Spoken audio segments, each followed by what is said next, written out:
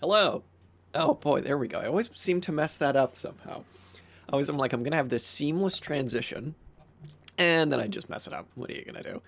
Hello everybody. Oh dear, we're back on another kind of windy day here in the UK, and we're gonna be talking some agroecology. So that should be exciting. Hang on, I've got fan graphs open in the background. How do I get rid of that? I reckon it's this one. Bada bing. There we go. Yeah, we're going to be talking some agroecology. I'll actually just get rid of that for a second while I introduce what we're going to do. Hello, Ralph, our good friend. So I figured what we'd do tonight is just kind of go over for an hour or two some lessons that we've learned in our reading kind of on agroecology and on specifically like what is the crisis that we're headed towards with food production and how can we get rid of it? Get rid of it. How can we overcome it? I'm joined, of course, by my comrade here, true leveler Gerard Winstanley. He's going to be helping me out. Um, and yeah, we're gonna kind of try and see if we can figure out how to solve capitalism's burgeoning food production crisis. And we're gonna look to some contemporary organizers, farmers, to see what they're up to. And we're going to try and get past this whole, permaculture this, permaculture that. We're going to try and look past the fads and kind of see what we can learn about what food production could look like. Because last week we talked a lot about ecology, but specifically, I think that the biggest crisis that we're headed towards um, well, I don't know. It's hard to point to like one one specific crisis as being like the worst one that we're headed towards in terms of our ecology and climate change and everything, but one that we very obviously made completely on our own is that of agroecology, or that yeah, specifically that of agroecology and our food production and the way that we're producing food and how we can't keep doing it as we're doing it now for much longer. So I reckon we'll pull up the first thing we're going to get into, which is here, which is we're going to get back into the GOAT book, Capitalism and the Web of Life. Listeners to the show will know that we love this book. It's excellent. Jason Moore here kind of builds a critique of a bunch of different people that is very similar to kind of like maybe a more thought out Bookchin kind of stuff, which is very funny because Jason W. Moore is definitely like a Marxist through and through, whereas Bookchin definitely like kind of grew out of that, or maybe I don't know. I don't want to say grew out of it. Something happened. Um, but specifically, we're gonna get to the bits here. Okay, we'll get rid of this on farming. So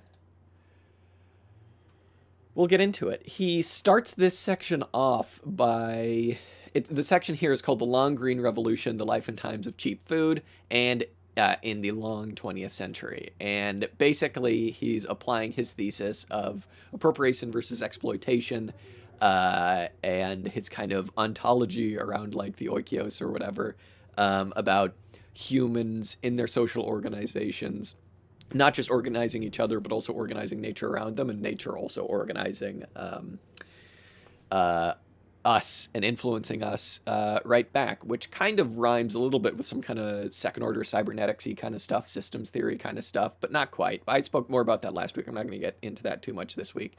But this section is all about what's going on with food. And his thesis on, I think it's called like the four cheaps. He talks about how we can't keep appropriating at the rate that capitalism needs to keep appropriating for much longer, if like at all, basically, right? So when it comes to energy, it's pretty easy to see how that thesis holds up because he's basically saying like we can't keep using fossil fuels because that's, we're going to run out. It's not profitable to really produce a lot of fossil fuels these days. You have to get all sorts of subsidies, and the good ones are very deep in the earth at this point, and it takes a whole lot of energy to get them out. So he's kind of saying that's the end of cheap energy. We're getting towards that point. But he's also saying that we're getting towards the end of cheap food. And this is perhaps more disturbing, right?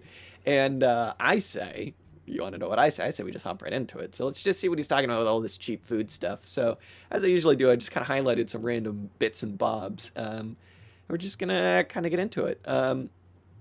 He begins here by talking all about like a series of developmental crises that have existed since the beginning of capitalism, really, and trying to figure out if right now we're in a signal crisis or a terminal crisis when it comes to food production. So this starts out with a little bit of history. So here he basically starts, oh God, I don't know if you can hear the fuzz outside, but once again, I live on a busy intersection. It's just going to kind of be loud. It's not too much I can do about that. I'm on a desktop. Can't really move my computer. So the fuzz is just going to be going by here in a sec, but they're not after us. Not yet, at least. They're going to go. Sometimes they're polite and they turn off their sirens right when they go by here. It doesn't sound like it's going to do that right now. There we go. Thank you, officer. So Jason W. Moore starts here by saying, by 1760, this agricultural revolution was already showing signs of exhaustion, especially within England. So he's kind of talking about like the first ever agricultural revolution in capitalism. And this was basically just kind of like formal subsumption, taking feudal practices minus the commons and adapting them to, you know, laws of capitalism around labor productivity and the value form and stuff like that, right? So it's basically like, even though yields didn't necessarily go up because of this, farms began to produce for the markets, and along with that kind of came like attempts at mass producing agriculture and things like that, all sorts. So most European agriculture experienced the same. Was this a case of soil exhaustion, not enough nutrients to sustain rising productivity? Yes and no. Capitalist agriculture tends to exhaust the soil, though this varies enormously by crop and soil type. So soil structure and nutrient composition is always in play, blah, blah, blah, blah, blah. But basically what he's saying here, and we'll get into this quote when we just read this from Pomeranz. He says, for Pomeranz, this impasse is best understood as one of socio-ecological origin rather than a narrow problem of resource depletion. So you'll hear kind of a lot of people just say that the reason this agricultural revolution ran into some issues, shall we say, is basically because they used up all of their nutrients and whatnot.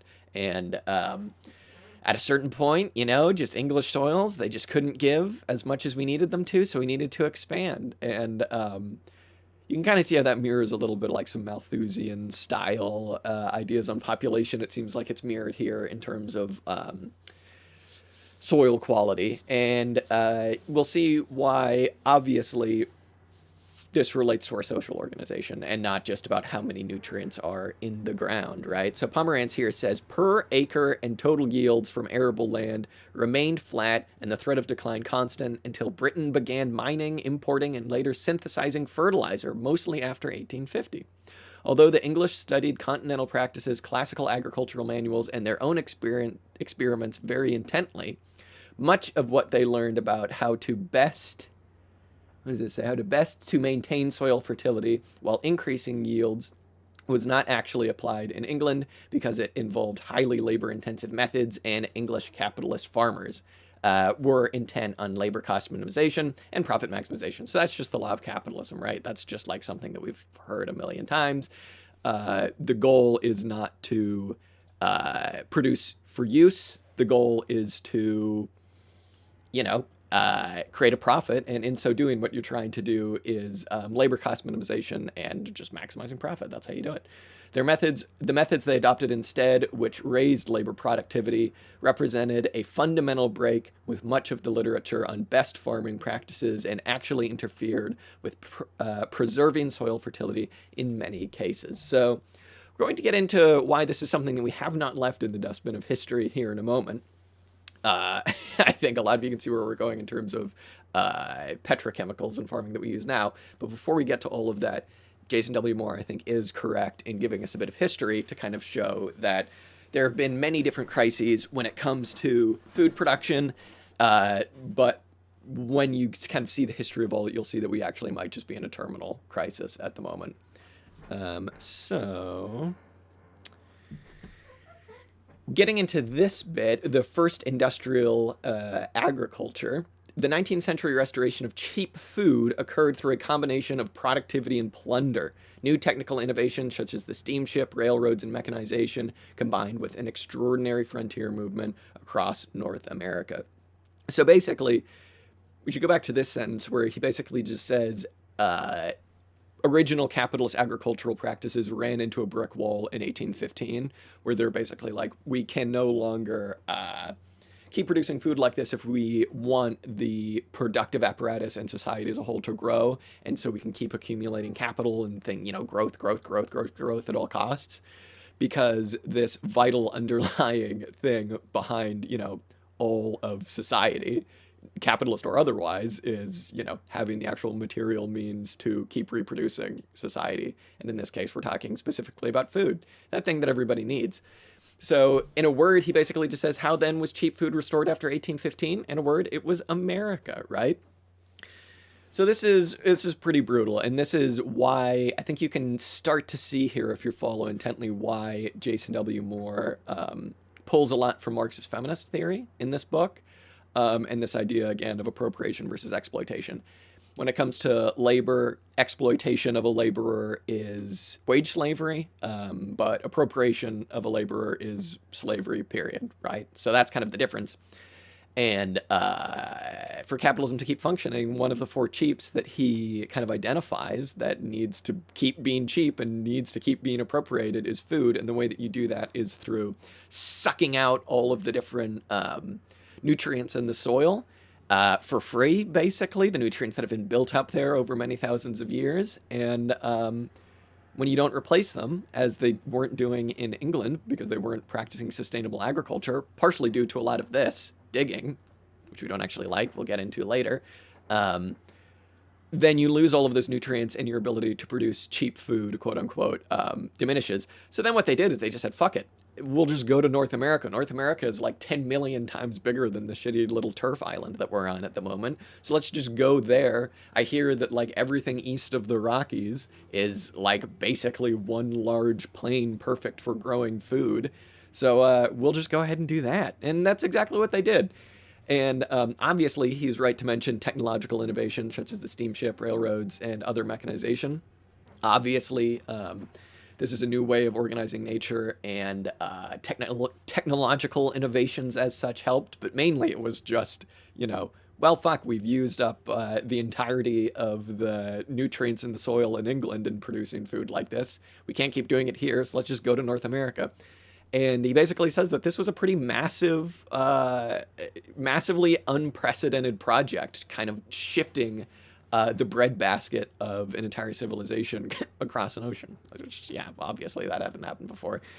So this little bit here I highlighted. What did he say here? Cash was therefore scarcer and more pressing than natural fertility. What's he talking about here? Oh, by the 1840s in Europe, right?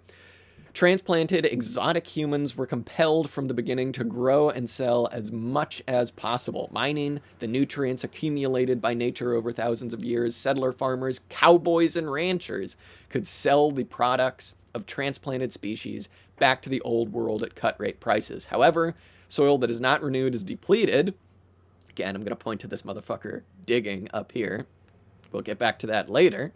However, soil that is not renewed is depleted. Settlers were more deeply embedded in markets than in the earthly cycles of the Great Plains. Settlers had a pretty, he's making it kind of seem like it was just easy to show up to the Great Plains and just start producing cheap food, just like that. Obviously, there was a continent-wide genocide that needed to happen for these goddamn settlers to show up.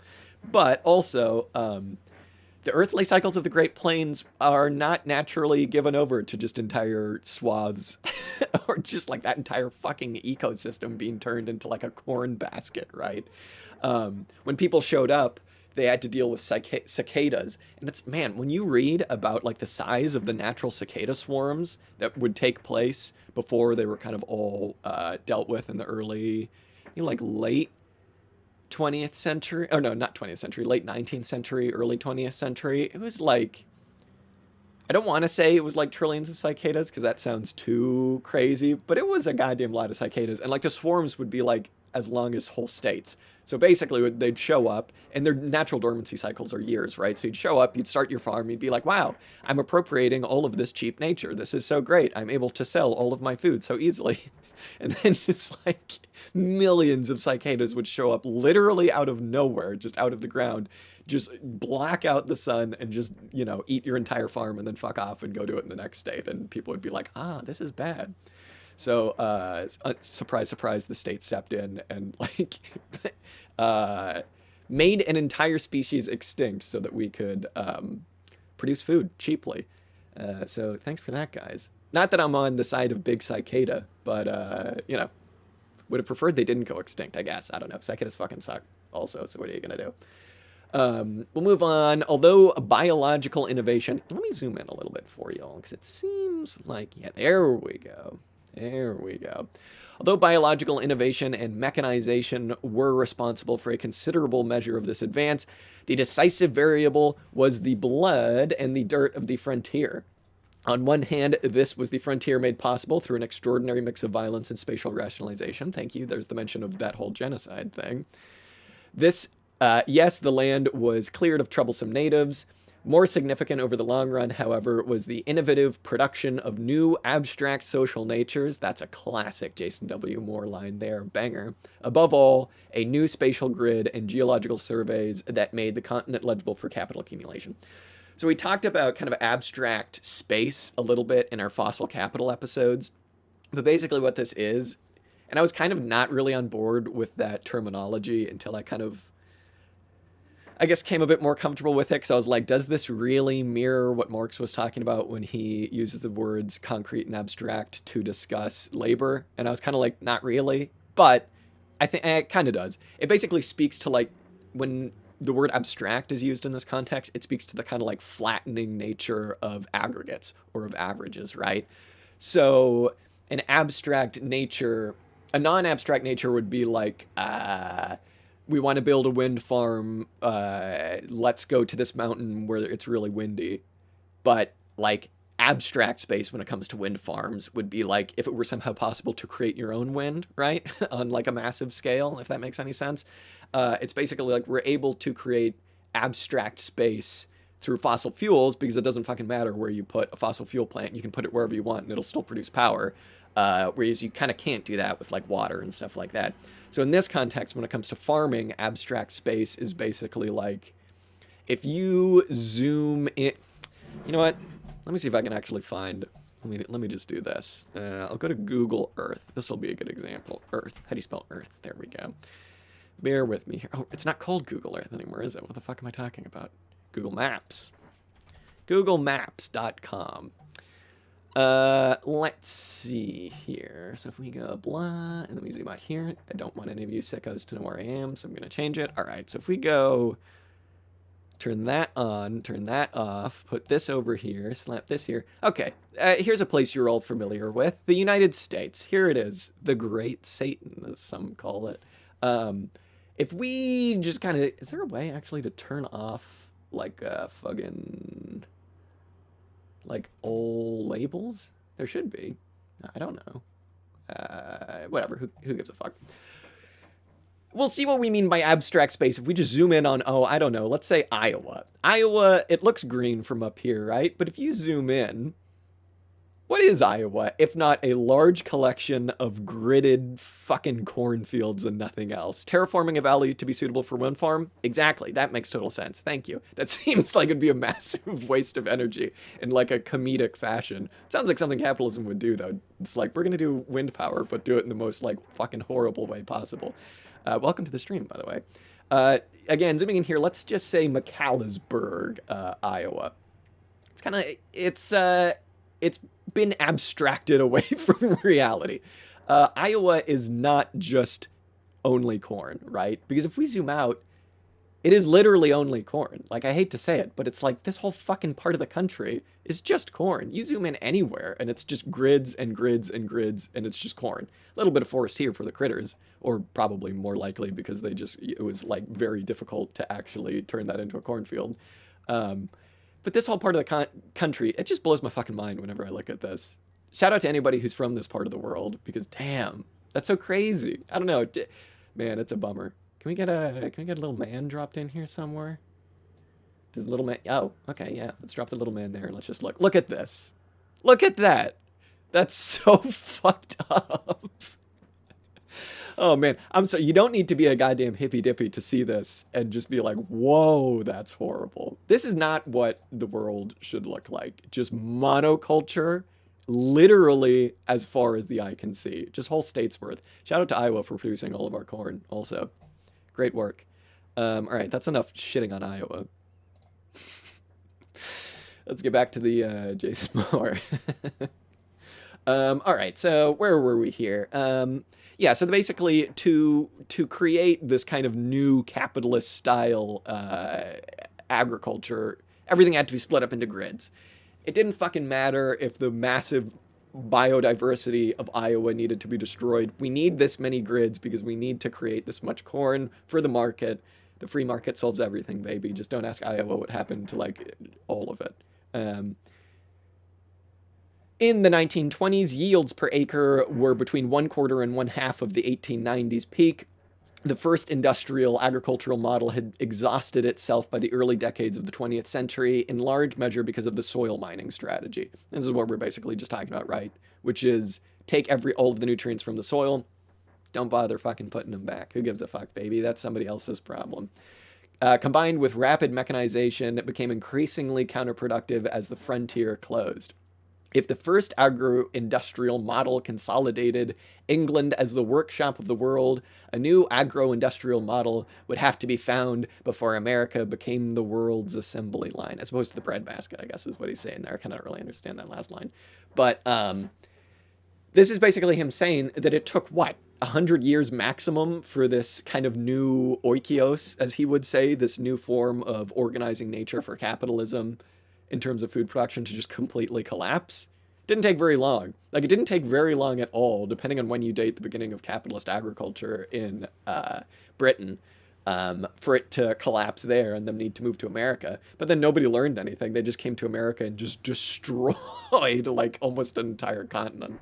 So good work there in terms of food production. So then this is him talking about the next big idea, the next way of organizing nature to create food production. And he calls it the long green revolution. And we'll see why. It's because there are a number of different things that actually had to happen to get past this soil mining strategy, which we're still dealing with, by the way. It's not like, we haven't solved that one for good, as we'll get into. Often regarded as a Cold War project, the Green Revolution emerged first in the United States during the 1930s. So we can kind of guess by then that, say, like, between 1900 and the 1930s, this was kind of bad times for American and kind of world agriculture, anyone that relied on the United States for, like, wheat or something like that. And that checks out with the eye test, right? Like, the Dust Bowl, that was obviously a part of this, of just completely eroding the soil again in, like, the entire Midwest until you just had these massive dust storms. So something needed to be done, right? Because capitalism, as we say, we need workers to survive to keep working. So here was an agricultural revolution in the classic model, a series of interconnected organizational, technical, and agronomic innovations. These went beyond a series of modest technical adjustments to realize... Why the fuck is Siri turning on? Siri? That was suspicious. Where was I? Modest adjustments to realize a great leap forward in the provision of cheap food. In doing so, such agricultural revolutions have enabled the revolutionary expansion of the world proletariat and its subsequent low-cost reproduction that accompanies a new long wave of reproduction. Again, this is like the baseline thing that we need to have happen. Workers need to be able to afford food, to be able to survive, to be able to go to work the next day. That's like the whole big thing.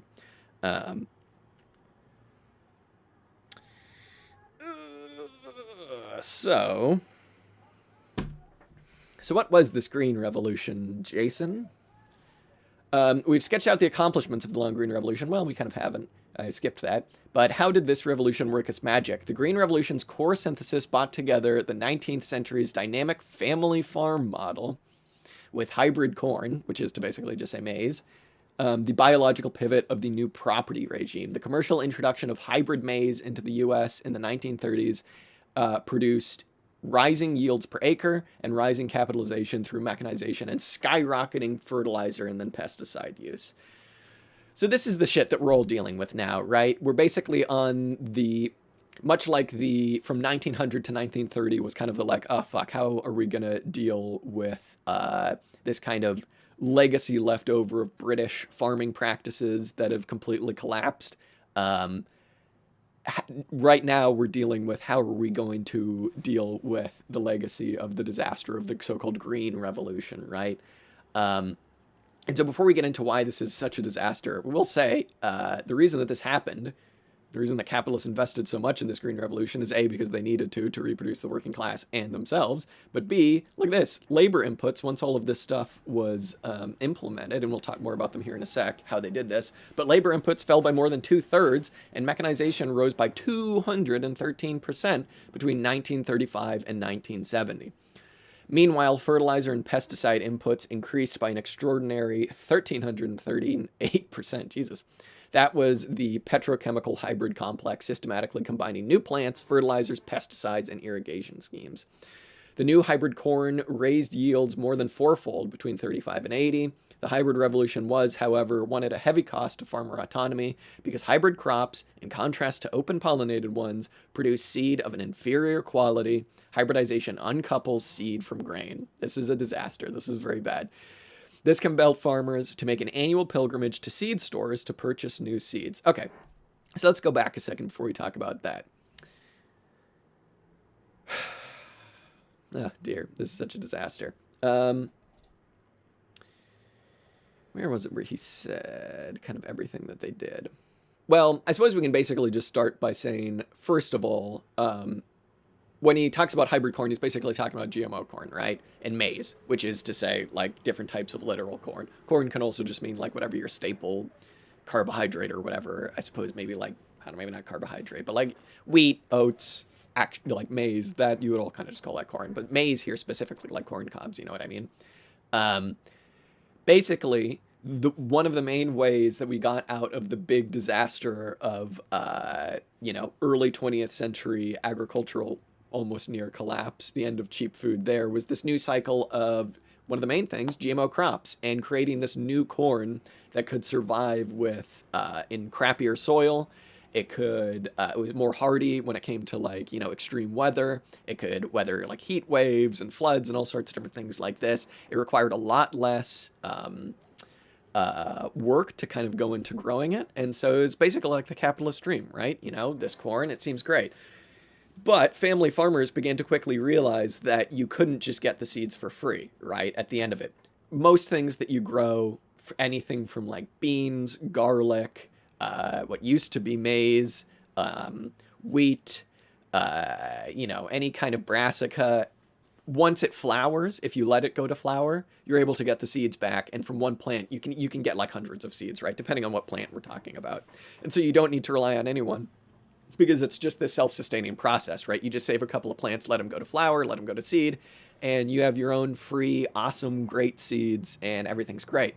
But this new genetically modified corn, maize, while it did drop labor productivity, and it did up, it basically made you able to much easier produce a lot more maize, a lot more corn. The seeds that came out the other end were really crappy, and you couldn't actually use them in the next planting season. You couldn't sow with them. So what happens? Well, then you have to go back to whoever produced this GMO corn and be like, hey, can I have some more seeds, please?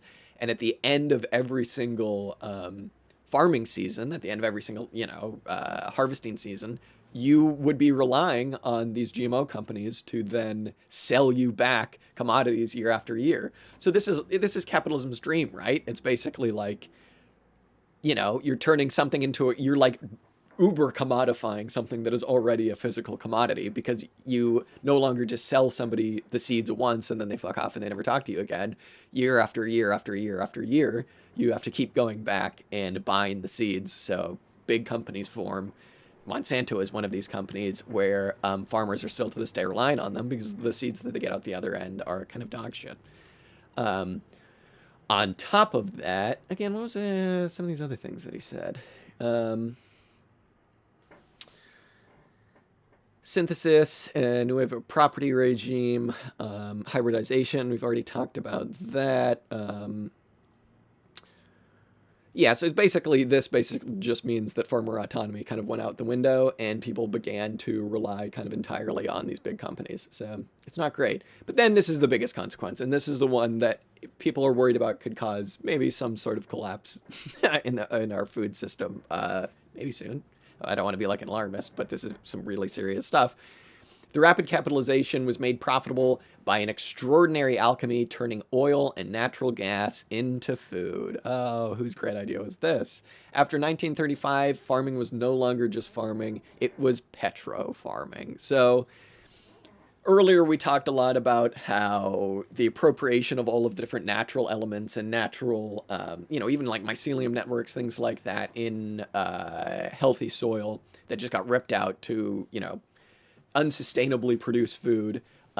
The alternative to that is creating your own inputs so that you don't have to wait the long amount of time for fucking the nutrients to come back. You just create your own. Apologies if this is irrelevant. Don't worry about that. We're all about irrelevant here. But you also had a massive jump in capital intensity, which had the practical effect of... Oh, you can't really read that on the side there, can you? I'll try and fix that. Which had the practical effect of massively centralizing control over agriculture by an agropetrochemical complex. That's absolutely true. I mean, that's just kind of the case with any industry, right? Food production I am interested in because it isn't like today every single large farm is run by a corporation when it comes to like wheat and corn and stuff like this, at least in the United States. But I think that also just speaks to that you kind of can't necessarily produce a lot of food and physical commodities anymore really profitably. So I think that like a lot of the centralization has come from the middlemen, like the seed distributors and the GMO scientists and pesticide people who we'll see now. But you're absolutely true. It's not like you're absolutely right. It's not like you can just go break into the farming industry, right, as some schmuck with like a couple $100 and a loan, right? Like it is extremely capital intensive now. And, one example of this is if you look at, say, a wheat field in, I don't know, wherever they're growing wheat in the United States. When it comes to harvest time, it isn't people going in there and harvesting it by hand, right? It's like one guy on a massive combine harvester who just goes through the fields and it does everything for him. It cuts all the stuff down. It separates the wheat from the chaff. It blows the chaff out the other side, and it keeps the seed for you. So it sorts it all. And that's just one machine. And I would imagine those machines are not cheap, which I think speaks to your point. If you have a different name, I'll just keep calling you But yeah, farming's extremely capital intensive. I would like to do some research into how many of these farms now are run by corporations, if any. I know that like meat, like, chicken farms in the United States and beef farms like feedlots, stuff like that, are run by large corporations. Like Tyson produces a lot of the chicken Fosters. You go out on the 5 in California and you just see all of these feedlots in the middle of the Central Valley. A lot of them are owned by like Harris Ranch and people like that. So yeah. But I think when it comes to food production, I'm actually not certain. It is extremely capital intensive, but I'm not certain how much of it is actually owned by corporations. But question for another day. Question that I actually need to do some research on. And then he gets into here when he talks about petro farming, which actually, let's explain a little bit more about petro farming. When you make your own inputs, the way that you have to do this is through an extremely energy intensive process. One of the ways, I think it's called like the Haber-Bosch method or something like that. That could be something else entirely. I forget exactly what it is. But when you're making, nitrates or phosphorus or phosphates or things like that to go into your soil artificially, it does two things. One, it's a huge energy drain on global production to produce these things. You use ammonia in the process, and it just sucks an extreme amount of energy into its production process. And it also just turns the soil into basically sand because you've pulled out all of the natural nutrients, all of the mycelium networks, all of the little microorganisms in there making your soil naturally good. And you're just replacing it year after year after year with these artificial fertilizers, which go away with the plants. It was particularly helpful to the U.S. geopolitically, which wanted to prevent revolutionary movements from agriculture problems, but also guarantee capital's control over the process of production, for sure. As it is with most industries, again, right? Like controlling food production is important. And there's a reason now that, like, well, there are many reasons, but that's also one of the main reasons that farming in America can't be allowed to be exposed to the quote unquote free market, and why like so many farms are just subsidized out the wazoo, right? Because around this period you also had the petrodollar. Exactly, yeah. Petrodollar stuff is not something I know a whole lot about. God, I need to fix that. Fucking. Let me see if I can change the color on that text box. I don't know what color would be good. I don't know if we just try black. Yeah, let's try that. Yeah, of course, this is like, and he gets into it here actually to further your point, where he says the globalization of petrofarming from Mexico to the Punjab closely followed the American agricultural path, a crucial moment in the agrarian class struggles and geopolitics of the Cold War. And yet, in this long green revolution, this decisive geographical shift was only secondarily global. If by global we implicate the surface of the entire Earth, there was a significant expansion of cropland, but this was not unprecedented. The pace of agricultural expansion between 1950 and 1980 was noticeably slower, 0.83% per annum, than it was between 1840 and 1880, which was about 1%. The really revolutionary act of the Green Revolution was its subterranean thrust, sucking down prodigious volumes of cheap energy and cheap water. Blah, blah, blah, blah, blah. And again, like to again speak to your point, like when so much of the agricultural process relies on fossil fuels, that's good for America. America's more than happy for that to happen. America will go to war to control the price and flow of fossil fuels. So that is fine by it. It has the reserves and is able to do that. So this is, of course, like making agriculture reliant on fossil fuels is definitely a type of imperialism, but it just makes sense for capitalists to do it while it's kind of ruining our ecology. And I will say it is going to get to the point where we're no longer able to, the ratio of like natural nutrients in soil to, unnatural fertilizers, petrofertilizers, things like that. It will eventually get to a point where you just can't do everything with fertilizers, right? If your soil is just sand, you can't really like do much else. If you've eroded your soil completely, there's no bringing it back unless you're actually willing to do a like fairly labor intensive, although maybe not actually, which we'll get into in the next thing we'll get to, series of natural farming practices. But we'll get there. We just want to finish this history real quick. Was this his bit on? Yeah, so now he's going to get into neoliberalism and its relationship with agriculture, right? So he's talking about during the profitability crisis of the 70s and going into the 80s that was fixed with, neoliberalism. Well, I'll let him read. In this conjuncture, cheap food became more important than ever. As accumulation slowed in the 1970s, so did labor productivity growth. In the OECD zone, productivity tumbled 61% from 73 to 79 relative to the 1960s, although G7 profitability revived after 83. Labor productivity did not. How could profitability revive and productivity growth stagnate? That doesn't seem like the capitalism I know. In part because the wage freeze across the global north after 1974. Speaking in the U.S. context, Brenner, I believe he means Robert Brenner, friend of the show, observes a repression of wages without precedent during the last century and perhaps since the Civil War. Nevertheless, food expenses as a share of income continued to fall. So even though wages fell in real terms, food expenses still kind of went down. Hey, what's up, Donal? Donal is in the chat. I wonder if the U.S. will have to scope out offshore food production in the same way that they did with a lot of manufacturing industry. Let's hope not, because that would be not good for our ecology.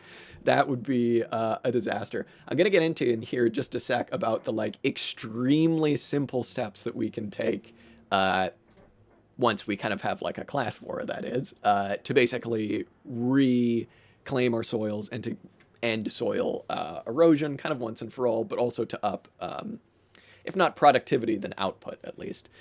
The novelty of neoliberalism's peculiar agricultural revolution is found in a strange mix of finance and empire combined with coercive overproduction and forced underconsumption without a productivity revolution, which is kind of, again, like the fascinating thing about the neoliberal period.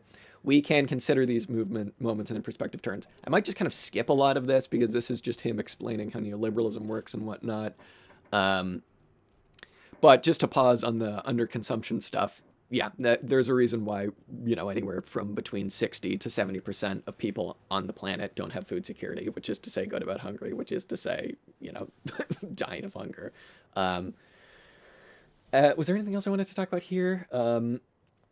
Agricultural biotech. Oh, yeah. So he talks a little bit about how biotechnology, like GMOs and petrofertilizers and kind of Roundup ready crops, stuff like that, they don't actually increase the yield. What they do in reality is just protect the yield. So he says such reports even prompted Monsanto to announce plaintively that, quote, the main uses of GM crops are to make them insecticide and herbicide tolerant. They don't inherently increase the yield, they protect the yield. So that's exactly what it is, right? I mean, yeah, this is one of the reasons that we're heading towards perhaps a bit of a crisis with food production, is because, again, like we've reached one of these, I would say it's no longer a signal crisis in terms of capitalist food production. I don't see really a way out of it. And we'll get into two other main things before we get into our solutions. So he talks a bit about super weeds, dude. Hell yeah, super weeds. And what this is at the moment, this is kind of a regional issue. What it is it's kind of like, he compares it to microbial resistance. It's weed resistance, right? Where a lot of crops have been created. They're called Roundup ready crops, where you can spray them with Roundup. You could spray your entire fucking field from a plane with Roundup and your crops won't die. Only the weeds will die. But now we've just created what he calls here super weeds, right? Which are weeds that don't die to Roundup or any kind of herbicide. And that the only way to get them out is to go in there by hand, which actually drops labor productivity quite a bit. And so that's something that we need to deal with. The superweed effect here, he says, speaks to the wildly proliferating and increasingly unpredictable responses of extra-human nature to the disciplines of capital today.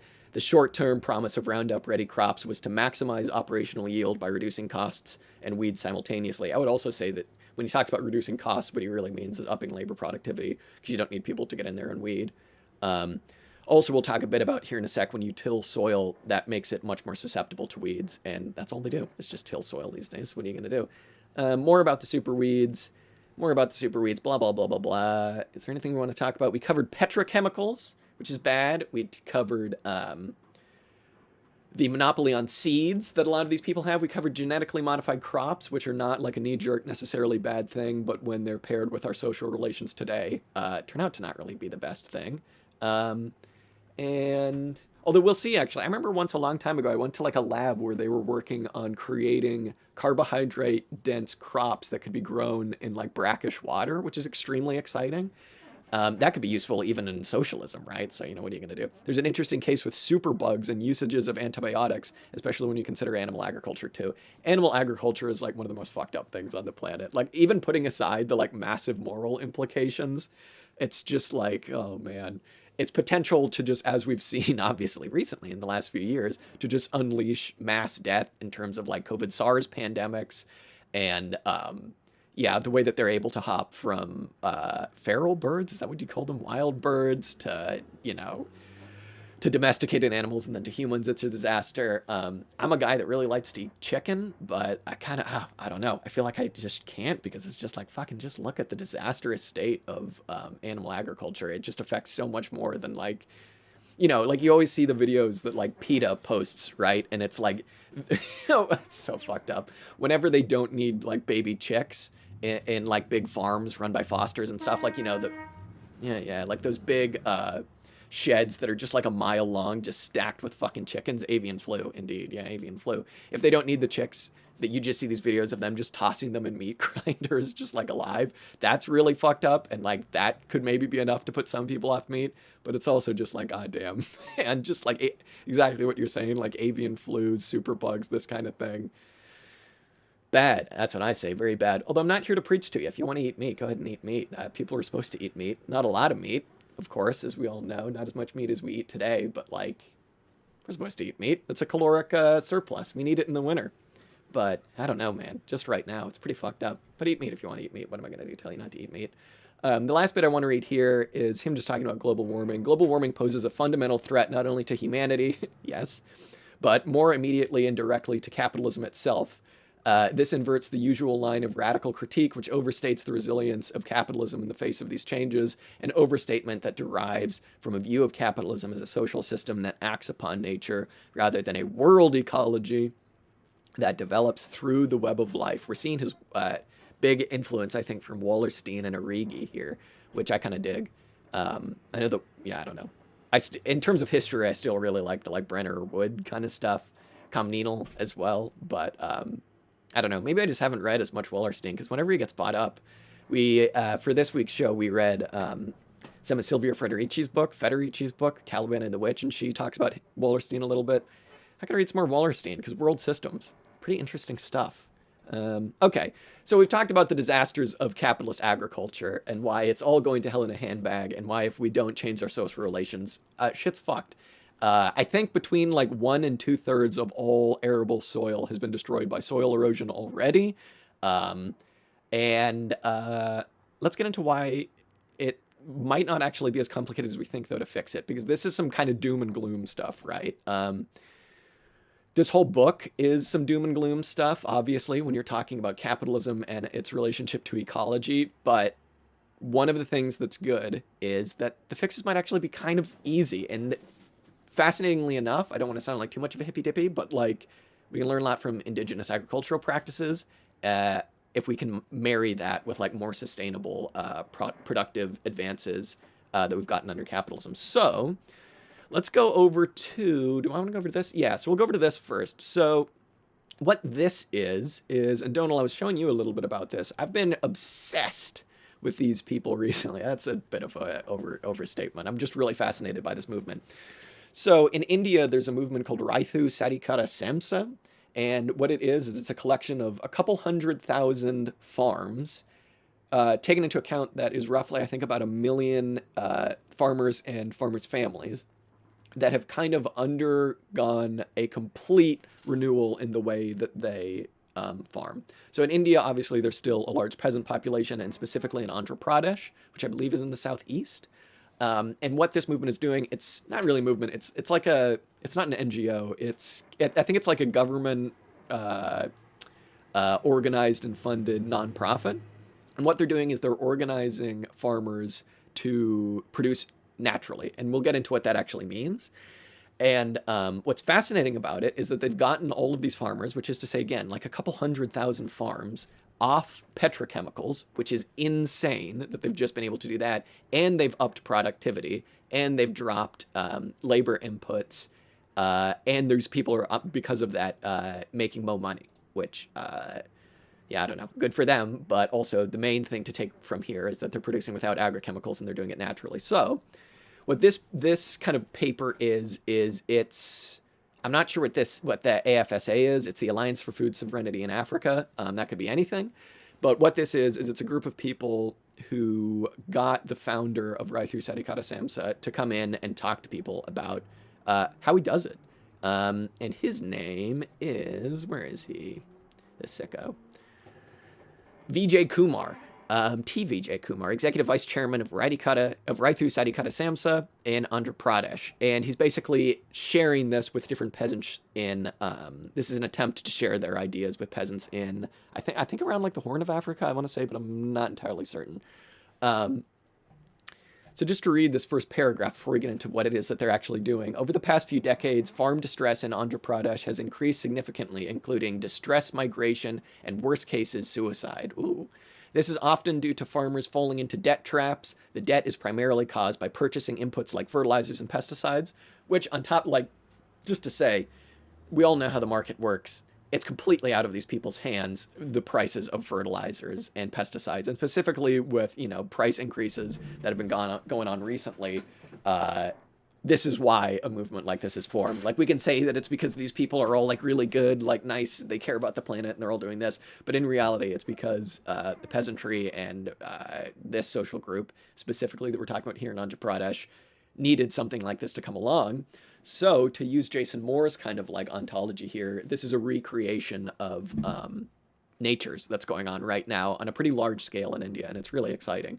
But it's coming out of necessity, basically, right? So starting from here, not only is there the increasing cost of these inputs, but their contribution to degrading the farm environment, particularly the soil, means that farmers become dependent on them while crop returns fail to cover the increasing input costs. So again, this is just the diminishing returns of using petrochemicals. We've talked about all this. Look at them. They seem happy.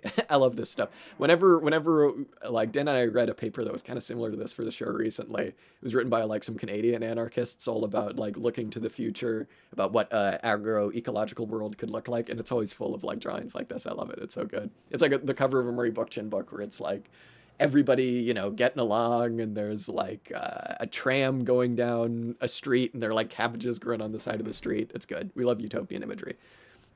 So let's get into what they're actually doing.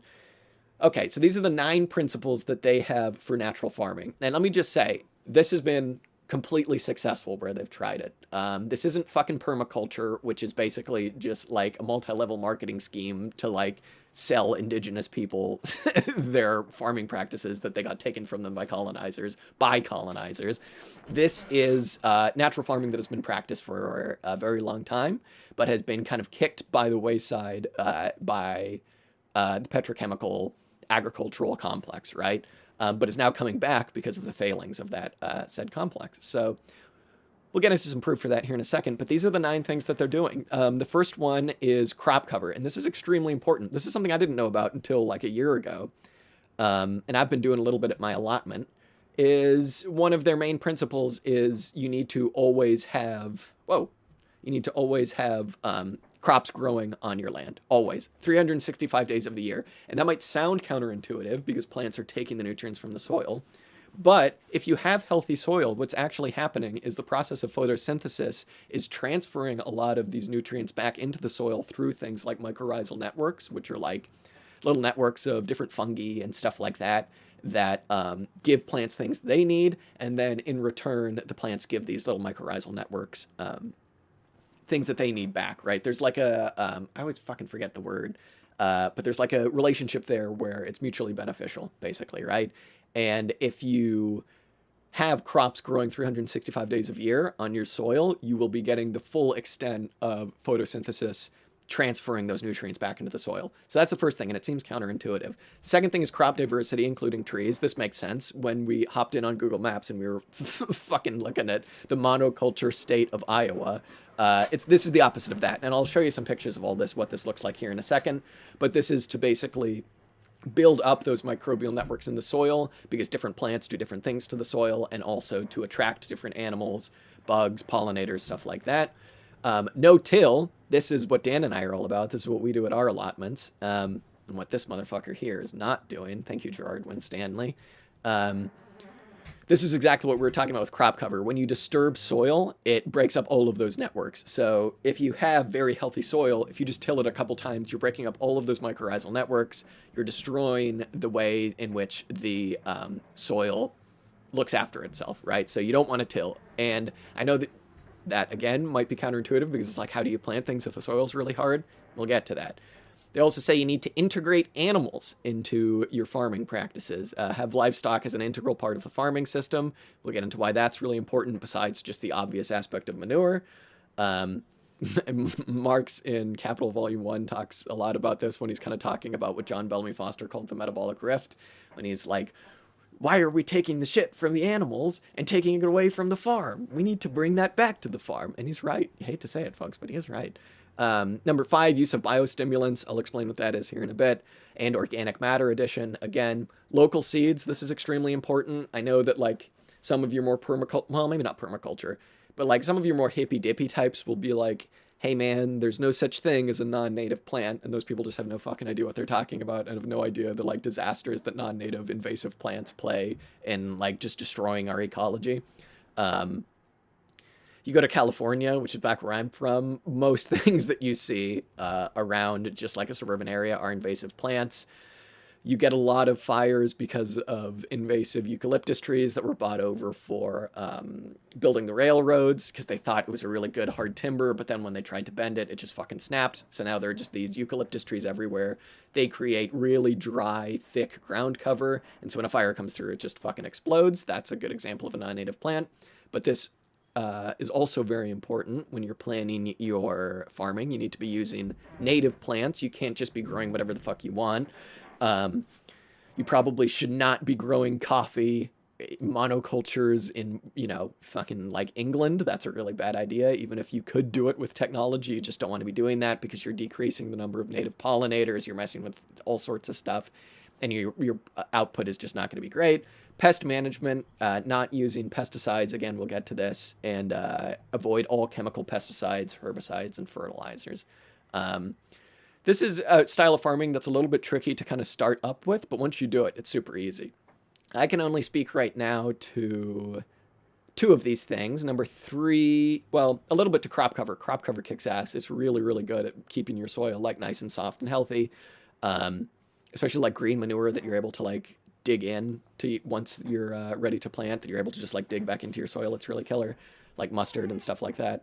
No-till I've done, and I've made a couple of biostimulants before, which is pretty cool. You look kind of weird carrying that stuff around, but it's very cool. Some of them also stink.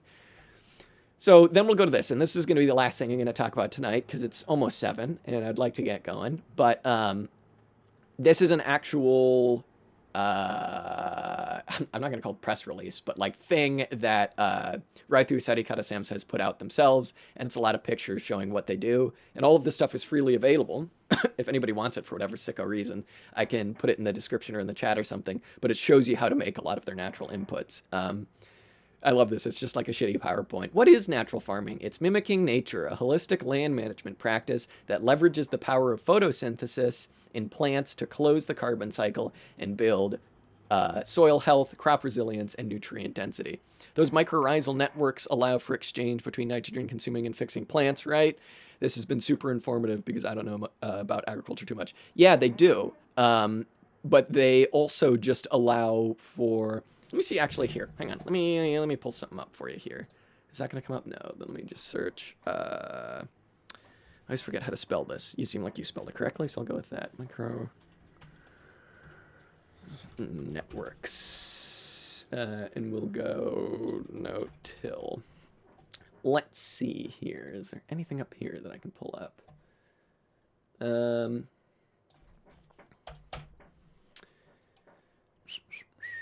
Okay, here's a good thing. What's this? Can I share that? What'll happen if I share that? We'll go back there. Not that. Not that. This. Yeah, there we go. Okay. So here's a good example of like a mycorrhizal network. This is the plants up here that are kind of allowing through photosynthesis different phosphates and stuff like that to come back into the soil. It's sucking up the soil nutrients, but it's also allowing kind of plants to kind of communicate with each other and to allow them to kind of share different nutrients. It's basically just a way for the soil to build and store its own nutrients, whether that's phosphates, nitrates, or I forget exactly what the mycorrhizal networks, the fungi themselves, get out of it, but it is a specific kind of like thing the plants don't necessarily need as much. I'll look it up here at the end of this and we'll get back to it. But just for now, yeah, so biostimulants, how do I get rid of this? There we go.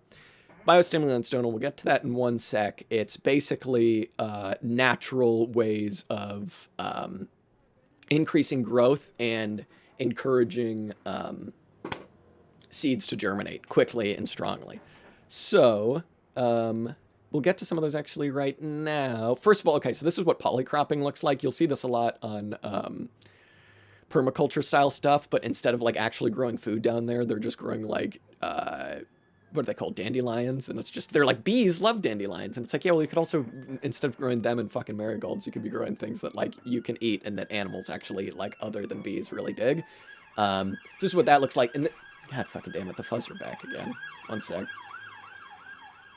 All right. This is the first one. This is a biostimulant that they call B-jamrutham. somebody can pronounce that better than me, but what it is it's basically a way to coat your seeds to allow them to germinate quicker and in kind of crappier soil. And it's a way of basically using manure to, you kind of like let it soak so that it releases all of its different nutrients. You turn it into a powder, and then each seed gets coated by it, and it supposedly helps with seed germination. There's another one here called Ganajiva. Again, there's all sorts of different stuff about this. Whatever the opposite of spinning in their grave is, Kropotkin is currently doing that. Kropotkin, yeah, man, fucking Kropotkin rocks. I will say, I've never called myself an anarchist before. Not because I'm, like, anti-anarchist or anything like that, but just because it's just never a phase that I went through. But I've read one of the first, like, actually real lefty books that I read was Conquest of Bread, because it was at my local library. That book fucking rocks. Kropotkin is so cool, man. Even if maybe at times he doesn't have any idea what he's talking about, it's still good. It's still some good shit. And the point of that book is, listen, hey, since the fucking beginning of agriculture, we've had enough to produce for an excellent quality of life for people, but it's our social relations that are holding us back. So one thing I will say about all of these different biostimulants that they're talking about here is that there are like a million different kinds of them. And it will take actual scientific research, which is being done. And I can actually link to some different studies that talk about the most useful ones to kind of separate the wheat from the chaff. The biostimulants that I've made come from a vein of farming called KNF, which is Korean natural farming. And it's basically, the one that I've made is called IMO2. And it's a way of harvesting the microorganisms that are within local forests, and specifically like leaf mold, and putting them into your soil. You kind of like suspend them in a sugar. You get them to grow in a carbohydrate, which you usually use rice.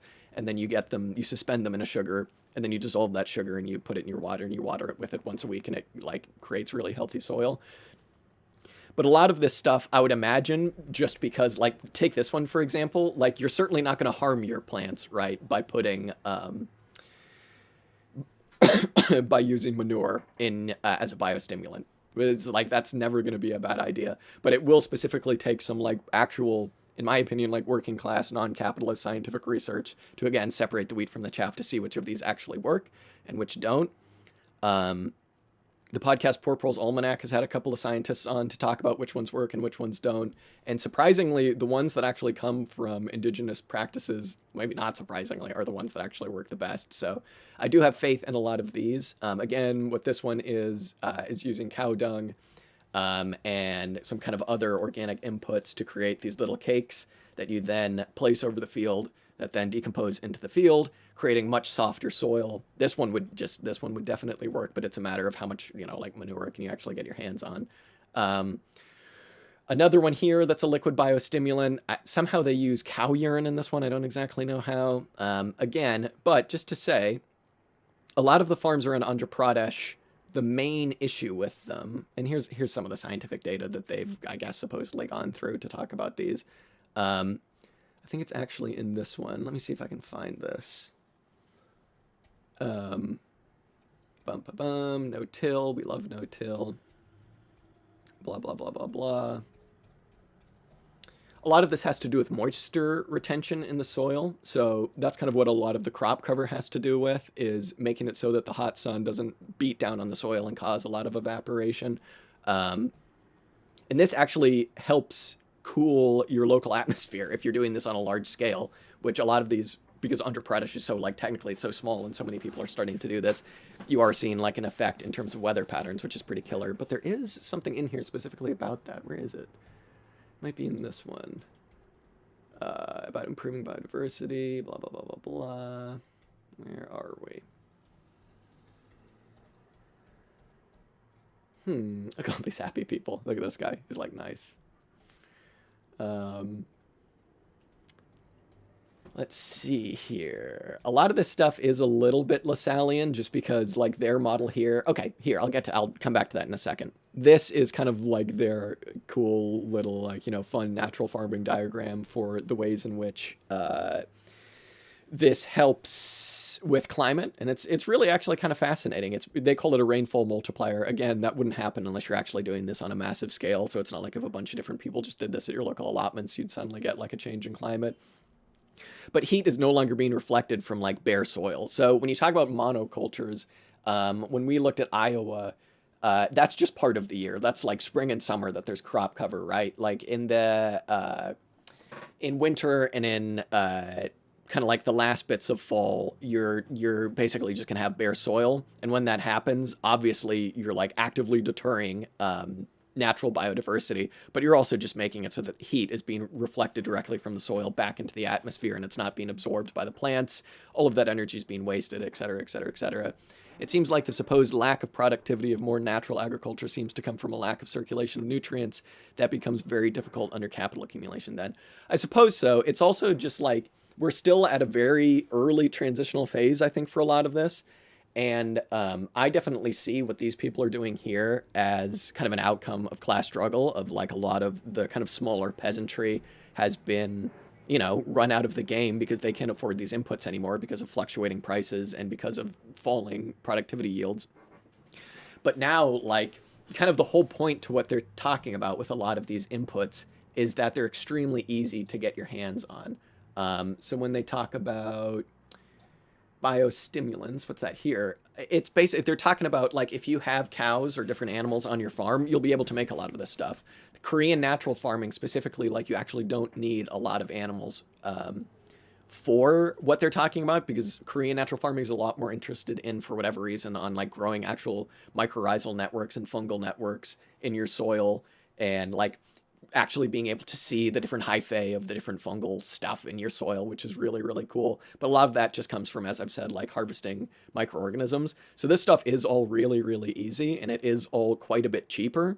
It's just that for the moment now, it still makes sense if you're like a large capitalist farmer to not use this stuff, right? So again, one of the reasons I'm excited by what's going on in Andhra Pradesh is because it's showing like the outcome of the class struggle towards like an actual utopian future. And I mean, like, whether or not this is able to be paired with socialism in its infancy here is kind of like a large question.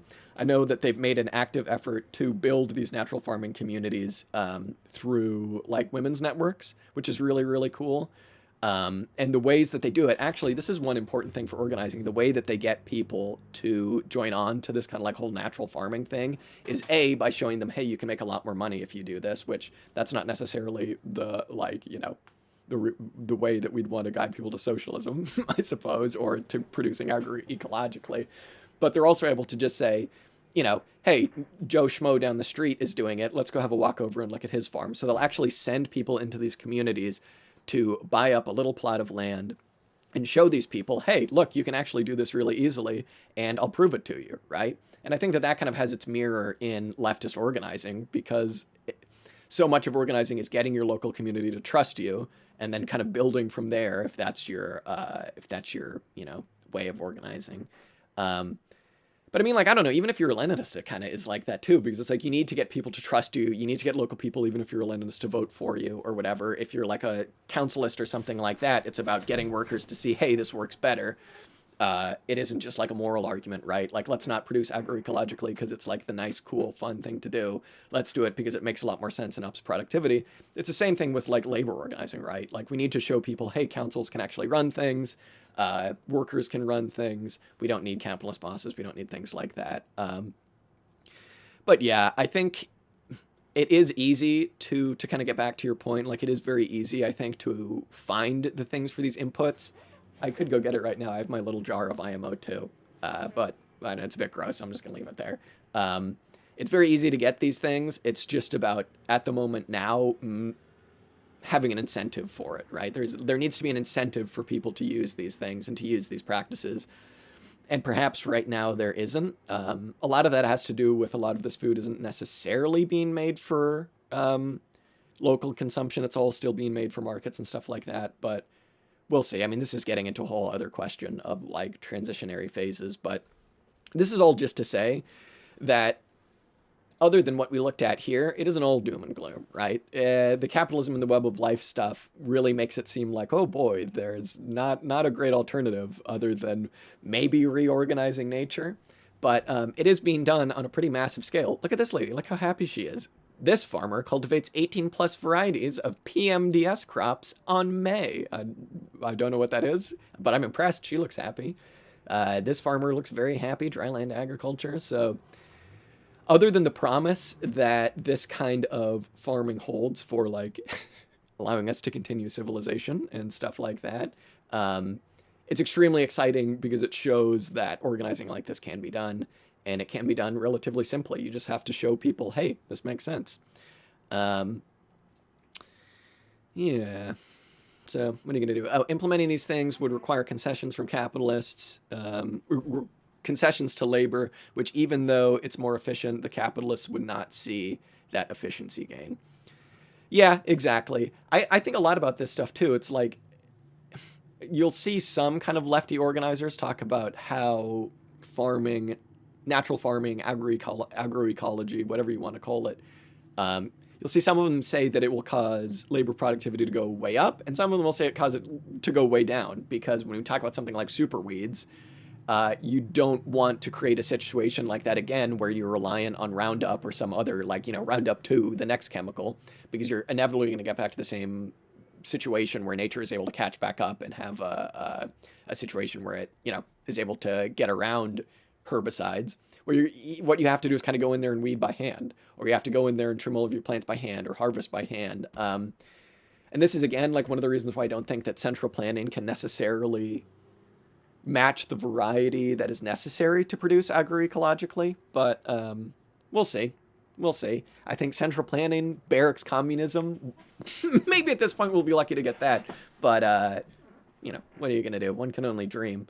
So yeah, this stuff, it's all very exciting. I would encourage people to get more into food production and read more about it, because in terms, I was talking about this recently, but I think in terms of my thinking, I'm very much at the point where systems theory and kind of like, I'm very much like labor token brained at this point. Like I really like the ideas behind like chits or tokens, whatever you want to call them, but also agroecology and just ecology in general. Specifically food production, though, I would say is like, I think the third main tenet of where I've arrived at in my thinking.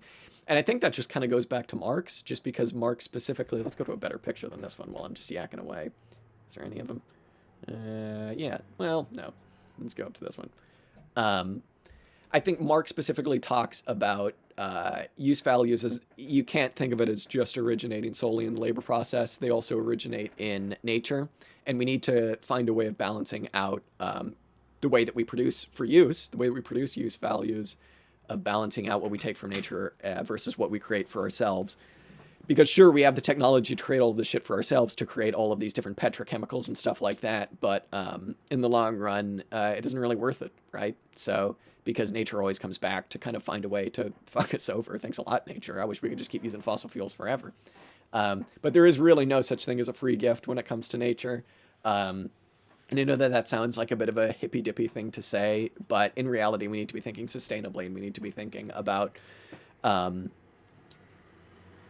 you go backpacking and they tell you to leave no trace, or you go camping, it's a lot like that. We need to be thinking about putting back exactly what we take out of soil and take out of our ecology, and maybe even improving it and stewarding it is what a lot of the kind of more agroecological people would say, stewarding our local environments and guiding them in a way that is kind of like the cybernetics explanation of steersmanship, right? So that's all I've got for you tonight. Thank you very much for the few of you that showed up. This is always very fun to do. I'm here with my boy Gerard Winstein. I'm going to have a word to him about all the digging that he's been doing, because as we know, digging is not how you get healthy soil. So if any of you are starting gardens or going down that path, my one bit of advice is it has nothing to do at all, really, with your plants. It's about 90% your soil health, and that's what all of this is about. This stuff's all very important. Maintain the soil health, and you'll have plants that do just fine. There are very few things you really need to do other than just like trimming some shit off and harvesting at the right time for plants when you're growing for yourself. All of it is about soil health. So keep your soil healthy. God bless all of you, and I'll be back another time. Let us know if you have any suggestions for readings for the show, or readings you want me to cover on these streams. I'm going to try and do these weekly, but we shall see. Funny how no free lunch is never applied to our ecology or nature. Yeah, indeed. Well, that's like the one place it specifically should. And we're reaping the rewards of the way that we've lived up until recently. Yeah, thank you both very much for showing up. Donal, I will get back to you, but I want to take some time to actually go through what you sent over. So hopefully I'll have some time to do that this weekend. But until then, both of you, see you later.